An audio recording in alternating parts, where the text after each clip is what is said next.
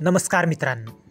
तर आज आपण पाहणार आहोत 12 नोव्हेंबर 2025 रोजी महसूल व वन विभागाकडून जारी झालेला अतिशय महत्त्वाचा शासन निर्णय. या GRमध्ये महाराष्ट्रातील महसूल विभागाच्या कामकाजात मोठे बदल, डिजिटल सेवा आणि नागरिकांसाठी अत्यंत उपयुक्त असे 7 नाविन्यपूर्ण उपक्रम संपूर्ण राज्यात लागू करण्याचा निर्णय घेतला आहे. तर चला एक एक करून पूर्ण माहिती जाणून घेऊया.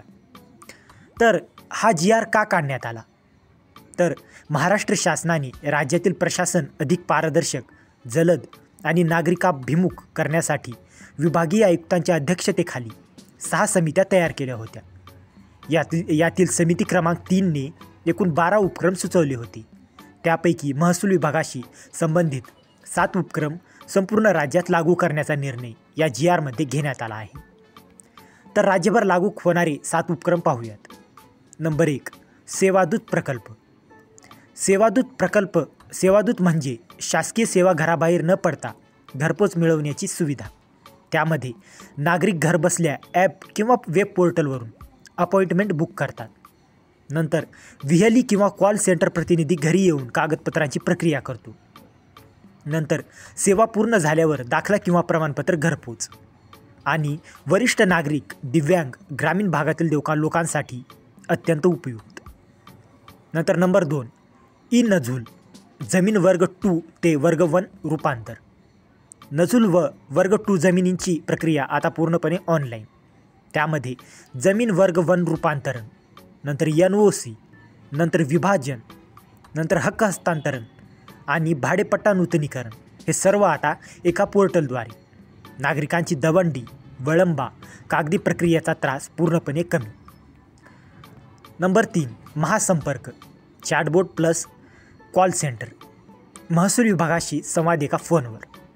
त्यामध्ये एक केंद्रीकृत कॉल सेंटर 12 तास आठवड्यात 7 दिवस, तक्रारींची नोंद म्हणजे ट्रॅकिंग ID, नागरिकांना मराठीत सहाय्यता, चॅटबोटद्वारे माहिती व सेवा मार्गदर्शन. आता जिल्हा भटकण्याची गरज नाही.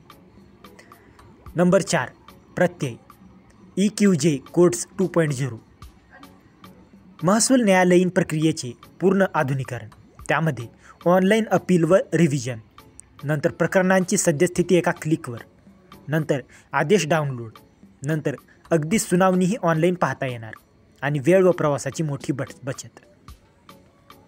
नंतर महारिव्हेन्यू पोर्टल व ॲप म्हणजे इंटिग्रेटेड रिव्हेन्यू पोर्टल. त्यामध्ये IGR प्लस जमीन अभिलेख प्लस महसूल विभाग सर्व सेवा एकाच ठिकाणी. नंतर सिंगल साइन ऑन, नंतर नागरिक, अधिकारी, ॲडमिन यांच्यासाठी स्वतंत्र डॅशबोर्ड, नंतर API इंटिग्रेशन, नंतर GIS, ब्लॉकचेन सपोर्ट आणि मोबाईल ॲपमधून सर्व सेवा. नंबर 6, अभिप्राय कक्ष. शासन सेवांवरील नागरिकांच्या अभिप्रायावर आधारित सुधारणा. त्यामध्ये लाभार्थ्यांना फोन करून प्रत्यक्ष अभिप्राय घेतला जातो. नंतर RTS विभाग त्यावर कारवाई करतो. नंतर सेवा सुधारणा यावर मासिक बैठक आणि नागरिकांना शासन कार्यात थेट सहभाग. नंतर नंबर 7, सुनावणी सुविधा. शासकीय महसूल प्रकरणांची सुनावणी घरी बसून.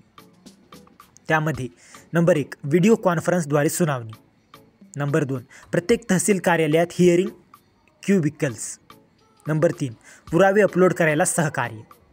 नंबर 4, ग्रामीण भागातील लोकांसाठी अत्यंत मोठी सुविधा. तर राज्यभर अंमलबजावणी कशी होणार? तर राज्यस्तरीय एकात्मिक प्रकल्प अंमलबजावणी समिती यावर काम करणार. नंतर tender, data centre, security, pilot projects याची जबाबदारी. नंतर सर्व जिल्ह्यांमध्ये तांत्रिक सुविधा उभारल्या जातील. तर मित्रांनो, हा GR म्हणजे महाराष्ट्रातील महसूल व्यवस्थेत डिजिटल क्रांती. नागरिकांना सेवा घरपोच, ऑनलाईन, पारदर्शक आणि वेळेत मिळणार आहेत.